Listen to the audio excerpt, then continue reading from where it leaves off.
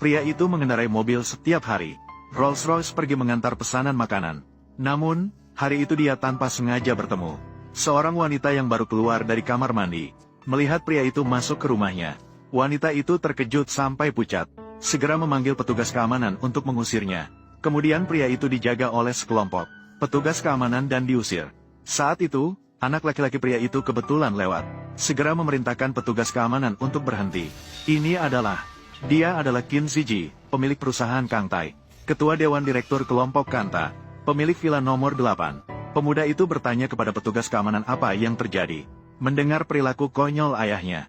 Setelah perilaku yang konyol itu, dia terlihat malu dan putus asa.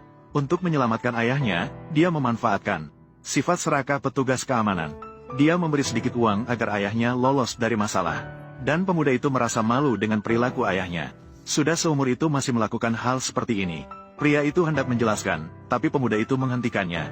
Mengindikasikan bahwa dia masih memiliki urusan. Suruh dia pulang segera. Pria tersebut untuk mengekspresikan penyesalannya.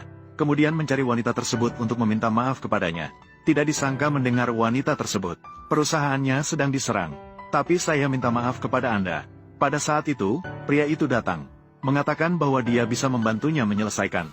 Namun dia bersikap rendah hati dan tidak ingin menjelaskan. Berani bicara sembarangan di sini. Keamanan di mana? Tarik dia keluar untuk saya. Tunggu sebentar, cantik. Kejadian terakhir. Meskipun saya tidak bermaksud, tapi aku minta maaf. Meminta maaf. Sebagai ganti, aku akan membantumu menyelesaikan masalah tersebut. Masalah ini menyelamatkan hidupmu. Wanita itu mengejeknya sebagai pengantar makanan. Bahkan tidak bisa merawat diri sendiri. Dari mana kekuatan untuk menyelamatkan perusahaan yang hampir bangkrut, tanpa diketahui bahwa pria itu adalah orang terkaya di dunia. Hanya pendapatan 1 tahun, mencapai 1,7 triliun. Namun, dia bersikap rendah hati dan tidak ingin menjelaskan. Langsung pergi ke depan peta. Saya katakan kepada Anda untuk mengingat, blok tanah nomor 1 dan 9. Angkut semua barang. Semuanya angkut ke area industri yang berhenti beroperasi. Taman industri nomor 8. Cepat bertindak di Taman Industri 13. Menghidupkan kembali rantai dana.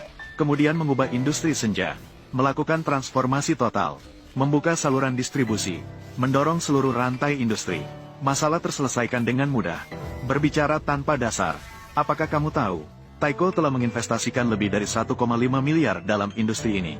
Apakah kamu tahu, hanya dengan satu kata darimu, membuat kita berubah. Apakah kalian punya pilihan lain? Lakukan seperti yang dia katakan. Kita tidak punya pilihan lain.